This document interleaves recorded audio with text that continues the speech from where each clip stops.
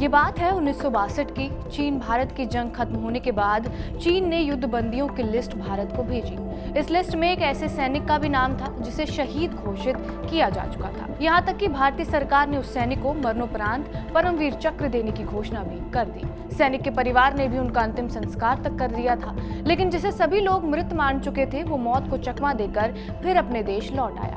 ये जाबाज सैनिक थे मेजर धन सिंह थापा। आज उनकी जयंती है। चलिए जानते हैं थापा के दिलचस्प किस्से। नमस्कार, मेरा नाम है रिया शर्मा और आप देख रहे हैं टीवी 9 डिजिटल। धन सिंह थापा का जन्म 10 अप्रैल 1928 को शिमला में हुआ था। उनके माता पिता नेपाली मूल के थे। सेना में धन सिंह थापा का सफर 28 अगस्त 1949 को 8वीं गोरखा राइफल्स बटालियन का हिस्सा बनकर शुरू हुआ।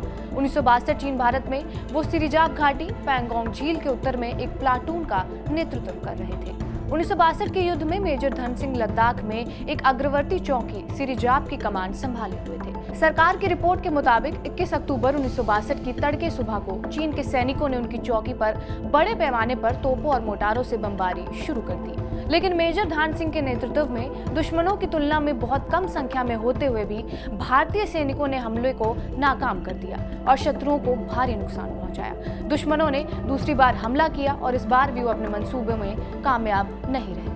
तीसरी बार के हमले में चीनी इन्फेंट्री की मदद के लिए टैंक भी मैदान में उतारे गए। इस वक्त तक भारतीय सैनिकों की संख्या काफी कम रह गई थी, लेकिन उन्होंने हार नहीं मानी और आखिरी वक्त तक डटकर मुकाबला करते रहे।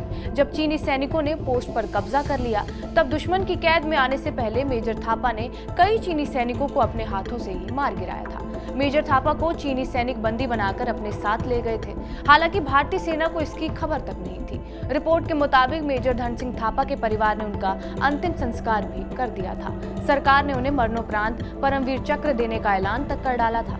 परमवीर चक्र भारत का सर्वोच्च शौर्य सैन्य अलंकरण है। लोगों को मेजर थापा के जिंदा होने की बात तब पता चली जब युद्ध खत्म होने के बाद चीनी सरकार ने युद्ध बंदियों की लिस्ट भेजी, जिसमें इनका नाम भी शामिल था। इस खबर से उनके परिवार में खुशी की लहर दौड़ आई।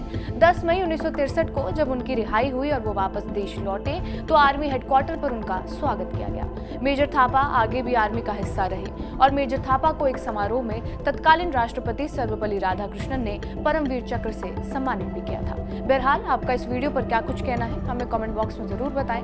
बाकी देश और दुनिया की तमाम बड़ी खबरों के लिए बने रहे हमारे साथ टीवी 9 डिजिटल पर।